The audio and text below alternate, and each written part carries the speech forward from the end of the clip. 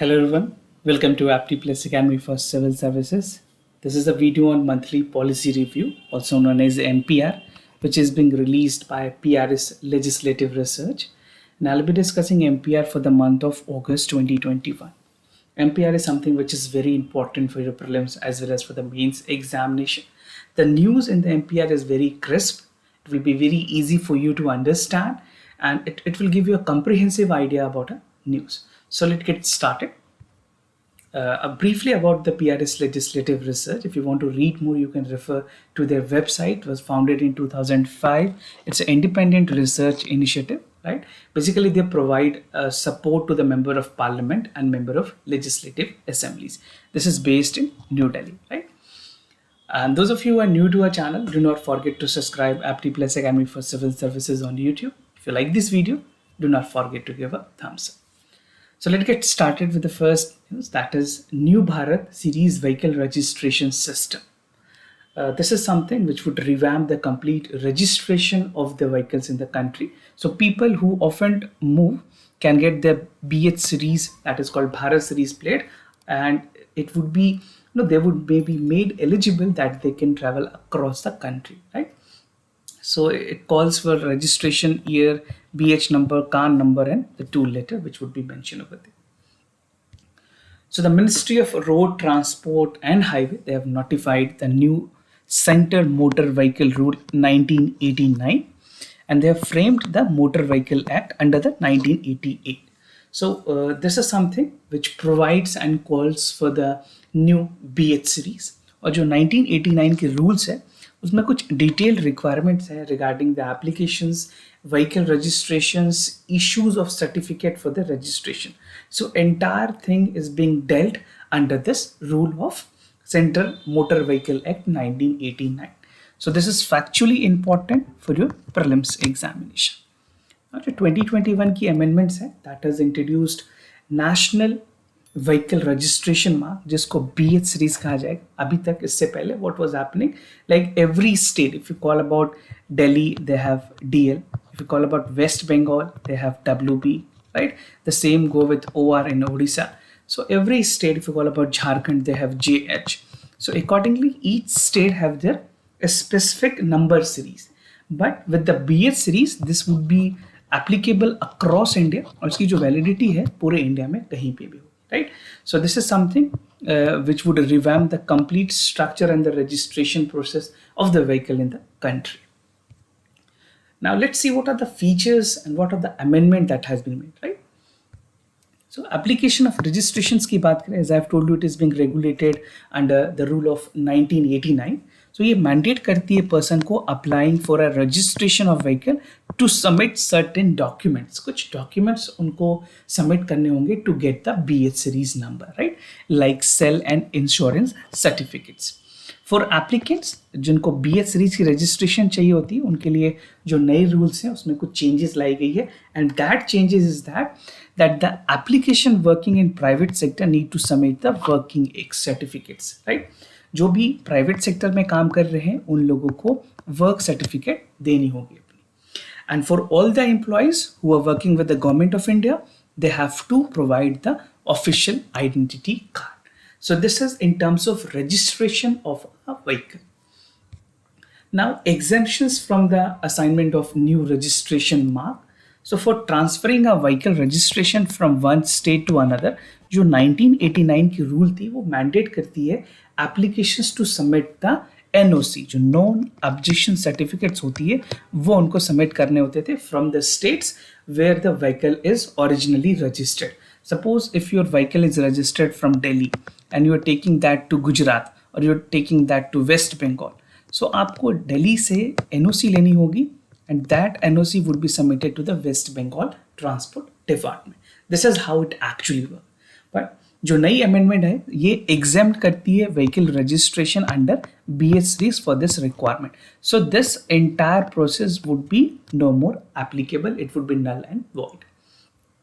Now to avail these exemptions, the rule require vehicle's owner to intimate the registering authority for their place of residence. तो जो place of residence होंगे उसके बारे में detail देनी होगी and some other sort of details would be required to make people eligible so that he can transfer or he can use that BSRs across India. Now the other news, that is General Insurance Business Nationalization Amendment Bill 2021. Although I have discussed this news in our daily news and editorial analysis also, some of the news you must find be overlapping, but it's actually not overlapping. I have tried to filter out the most relevant news that were there for the month of August 2020. Right? So let's understand what is General Insurance Business Nationalization Amendment Bill. So this GIB or Nationalization Amendment Bill that was passed by the Parliament recently, and this bill amend the General Insurance Business Nationalization Act 1972. This is some of the factual point that is important for you. और ये act जितने भी nationalized private companies undertaking a general insurance India में उसको उससे concern करती है, उसको लेकर के बातें कहती है. So the bill provide a greater participations in the public sector insurance company regulated under this act, which all are the companies. I will tell you the name of that companies also. So let's understand the feature of the bill. What are the key features of this bill?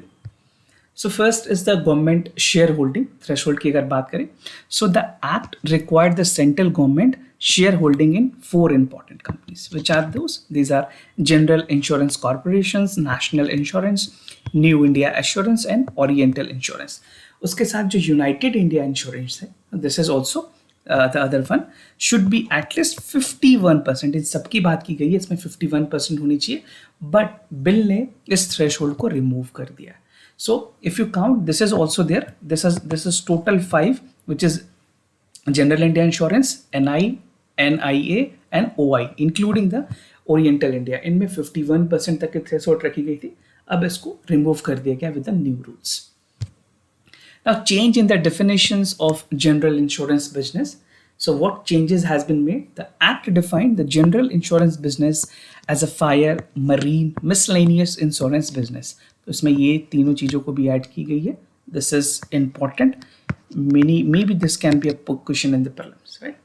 And it exclude the capital redemptions and annuity from certain business from definitions, right? जो annuity है या फिर जो redemptions हैं उनको हटा दिया गया. The capital redemptions insurance involved the payment of a sum on the specified date by the issuers after the beneficiaries pays premium periodically. So in this case, the premium has to be paid periodically. There should not be lapses. अगर वो lapses होती, so there's another level of benefits which individual cannot avail at that point of time. तो ये ज़रूरी है कि अगर आपने किसी भी तरह के insurance लिए, you need to maintain the rhythm for that. Now under annuity, जो certain insurance है, the issuers pays the beneficiary over the period of time. Annuity में एक definite time होती है, उसके बाद अगर वो policy mature होती है, then he is liable to get the amount. And the bill removed the definitions that refers to the definition provided in the Insurance Act 1938. Under Insurance Act, जो general insurance है, that business include capital redemptions and annuity in the certain insurance. So this is how the things will go, and there are the changes that would be made. Now 127 Amendment Bill 2021. So this is something which is again important for the prelims as well as for the mains. The Constitution 127 Amendment जो act है वो पास की गई parliament में, and the bill constitutes to allow the states and union territory to prepare their own list of socially and economic backward classes. A short form we write it SEBC. जो SEBC community है उनके लिए अब states और union territories के पास power होगी कि वो चीज़ों को उनके लिस्ट को डिक्लेयर कर पाएंगे, right? Now let's see the key features of this bill. The National Commission for Backward Classes, that was actually established under the National Commission for Backward Classes Act 1993. You must have read this in polity name Lakshmikant. Now 102 एक amendment थी, इसमें ये कहा गया था 2018 में, this gave the constitutional status to NCBC, that is National Commission for Backward Classes, और ये empower करती थी president को. So the sole power was decided by the president to notify the list of the socially and economic backward classes, right, for states and union territories. तो अब changes क्या की गई हैं? President would no more be eligible इसके इनके पास अब power नहीं होगी, अब स्टेट्स और यूनियन टेरिटरीज को डिसाइड करेंगे, right? So this is the changes. Now list of socially and educationally backward classes की अगर बात करें, so the bill amend to provide that the president may notify the list of social economic backward classes only for the purpose for the central government. जहाँ पे central government की कुछ चीज़ों के लिए नोटिफिकेशंस की ज़रूरत होगी या फिर स्पेशल पर्पस के लिए ज़रूरत होगी, then the president can do that. Except that the state have the power and the union territory would have the sole power. This central list would be prepared and maintained by the central government. Further ये bill enable करेगी जो states और union territories हैं to prepare their own list of SEBC. This must also be made by the law made from the different central list, right? तो central list से अलग ये बनाई जाएगी और अलग मेंटेन की जाएगी. Consultation with the NCBC national commission for backward classes जो है उसमें आर्टिकल 338B है which is for the constitutional mandates, जहाँ पे central government and state government to consult the NCBC on major policy matter affecting the socially and economic backward classes. अगर कोई भी ऐसी बातें हैं जो NCBC से खास करके अगर सोशल इकोनॉमिक बैकवर्ड क्लासेस की बात करें, उससे रिलेटेड कोई इश्यूज है, उससे पहले गवर्नमेंट को NCBC से कंसल्ट करने की जरूरत होगी, राइट? उनके जो डिसीजंस होंगे that is not binding on the central government although, but they have to consult them, right? तो बिल ने एग्जेम्प्ट किया है that state and union territory from this requirement of the matter to prepare the list of the socially and economic backward classes. Now the state and union territory need not necessarily need to consult the NCBC, right? So this is the exemptions that has been provided both to the state as well as to the union territories. Now, National Commission for Homeopathy Amendment Bill 2021. So the National Commission for Homeopathy, which was passed by the Parliament recently, it amended the National Commission for Homeopathy Act 2020, जो recently अभी formulate की गई थी, उसको changes लाए गए उसमें, और ये replace करके Homeopathy Central Council Act जो 1973 है, इसने उसको replace किया था. 2020 वाले ने इस Homeopathy Central Council Act 1973 को replace किया. What was there in 1973? ये सेंट्रल काउंसिल फॉर होम्योपैथी की स्टैब्लिशमेंट की बात करती है to regulate the homeopathic education and practices in the country, right? So जब 2020 की बिल चेंजेस आई, so it was a long time, after a long time that changes were made. You see 1973 के बाद जो डायरेक्ट चेंजेस आई है वो 2020 में आई थी, right? Now the government has made changes in this also in 2021. So this is a chronology. तो 2021 ने replace किया था the council with the national commission for regulating homeopathic education and practices. एक चीज आपको नोट करने की है कि जो 1973 की एक्ट थी that to be repealed on the date notified by the central government.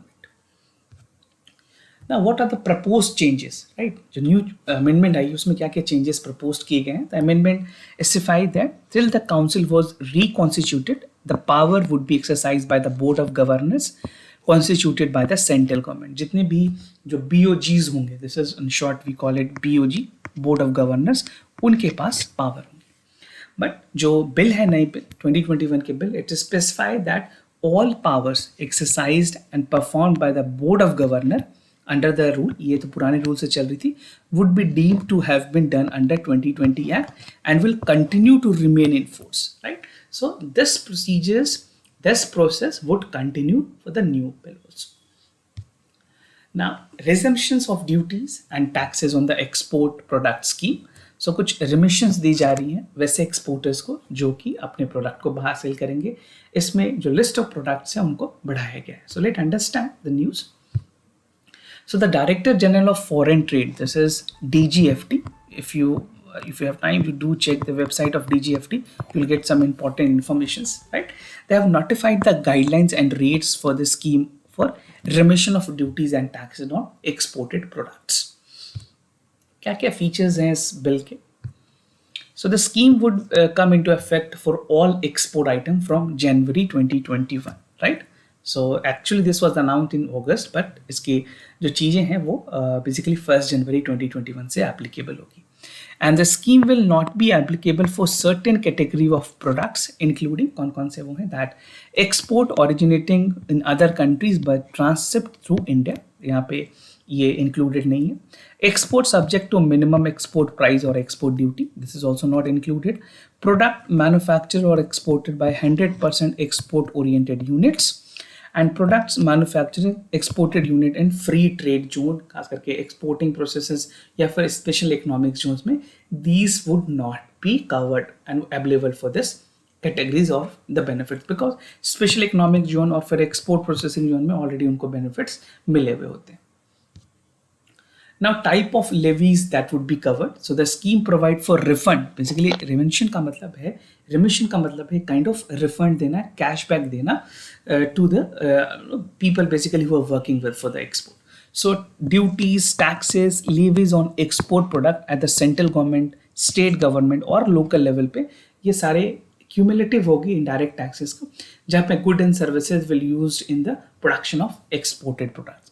So they have made a hierarchy that जहाँ पे भी जिस level पे जो काम कर रहे हैं उनको benefit मिल पाए. And indirect duties, taxes, levies in respect of distribution of exported products. So the rate mentioned under the scheme would be covered like 8,555 tariff lines, right? Product की अलग-अलग categories हैं. It's not possible to list all the categories and that is not important for you. If you want, you can refer the website, right? Now calculation of refund amount, जो calculation है refund amount की वो कैसे की जाएगी? So the refund amount would be given at a notified rate or percentage that is decided by the board value. और जो rebate है on certain export products would be subject to cap on per unit value of exported products. So there is some capping also. ऐसा ना हो कि कोई इसके ज़्यादा बेनिफिट्स ले ले. गवर्नमेंट ने कैपिंग रखी हुई है कि इससे ज़्यादा आप इतने महीने में इतने दिनों में ट्रांसपोर्ट नहीं कर पाएंगे, एक्सपोर्ट नहीं कर पाएंगे. For certain export item the fix quantum of rebate amount per unit would be notified. Now rebate under scheme की अगर बात करें, ये इशू की जाएगी in form of transferable duty credit, right? So this is a form of transferable credit. As we know the technology upgraded, तो electronic script भी provide की जाएगी that would be maintained as a legal tender. ये electronic tenders होंगी by the Central Board of Indirect Taxes and Customs, right? So that the level of eligibility and the way of cashback, the methodology has been improved. Scripts की अगर बात करें, this can be used only for the payment of the custom duties. So this is how the calculation of refund would go. Now e-rupee has been launched by the NPCI. I think I have discussed this news in detail, but let's understand some crisp point of this. So National Payment Corporation of India ने voucher based payment system start किए हैं to promote cashless transaction of e-rupee. Voucher based मतलब वो specific उसी purpose के लिए होंगे. This would function as a prepaid digital voucher to the beneficiary as that may get access to the phone in their messages or the QR code. दो methodology रखी गई है e-rupee के लिए. First would be the text message, right? जो text message होते हैं उस form में मिलेगी, and other would be the QR code. This is to ensure कि एक तरह से पिन कोड होगी या फिर सीक्रेट कोड होगी that would be provided कि जो actual beneficiary है वही उसके benefits ले ले, उनके behalf पे कोई उसको यूटिलाइज ना कर पाए, right? So the entire technology upgradation has been done to ensure कि जो कैशलेस ट्रांजैक्शन जो बेनिफिट्स हैं वो सिर्फ और सिर्फ एक्चुअल बेनिफिशियरीज को ही मिल पाए. द वाउचर्स में be redeemed at any centres that is accepts, और e-rupee जो है that is not required the beneficiaries to have a bank account, right? Bank account की जरूरत नहीं है, वो उनके वॉलेट में या फिर और दूसरे मेथडोलॉजी से भी दी जा सकती है, right? So the beneficiary need not own a smartphone. They would have internet connections to access the vouchers, right? और text messages जैसे मैंने आपको बताया, text message can also be there through which they can utilize that vouchers. Now, Financial Inclusion Index. I think you must know who released it. This is being released by the RBI. So the Reserve Bank of India has introduced the Financial Inclusion Index, also known as FII. And this is something which is very, very important for your prelims examination, right? Make sure you know in and out about this. So why the FFI is being released? This is to capture the extent of financial inclusion across the country. हमारे देश में वर्तमान में क्या स्थिति है, inclusion जो financial inclusion है, खास करके बात करें आफ्टर द जन धन योजना, we need to measure the financial inclusion, the penetration of financial inclusion in our country. So FII include the details of banking, investment, insurance, postal and pension sectors, right? again factually important. It capture the information on various aspects of financial inclusion जहाँ पे single value range करेगी from 0 to 100. This is the range which RBI would accordingly rate them, where 0 would be representing the complete financial inclusion और 100 indicate करेगी full financial inclusion, right? So this is how the things would be taken care of. Now, कुछ parameters हैं. These parameters are again very important. The index comprises 3 broad parameters. First is excess, इसकी 35% weight होगी. Usage would be 45% and quality would be 20%. So FII की बात करें, this has been constructed without any base year. Again very very important questions. आपसे पूछा जा सकता है कि इसके base year क्या है, but इसके कोई base year नहीं है. Very important point. Kindly note that this can be a very important question in your prelims. And annual FFI for ending March 2020 is 53.9 as compared to 43.4 for the period ending for March 2017. तो ये कुछ पुराने datas हैं जिसमें ये ranking की गई है. So this is a sort of parameters that is important for you. So this was all about the PRS for the month of August. We have a lot more other initiatives for you. We have daily news and editorial analysis where news is being covered from the Hindu and Indian Express. This is a comprehensive analysis which will save a lot of your time to study on the static part, right? We have IS Gazetted monthly magazine that will solve your complete problem of current affairs. This is a holistic comprehensive analysis which will give you an insight. FCA हमारे पास, we have monthly just in Kurukshetra MPR which I have discussed, and the PIB. So there are a lot more initiatives in our YouTube channel. You can refer to our website IS GYAN or Apti Plus. You'll get many more details, right? So do check it out. Do participate in all other initiatives. If you have any other concern, if you have any other suggestions, do let me know. I'll be more than happy to assist you. For time being, I'm signing off. Wish you all the best. Thank you so much for listening.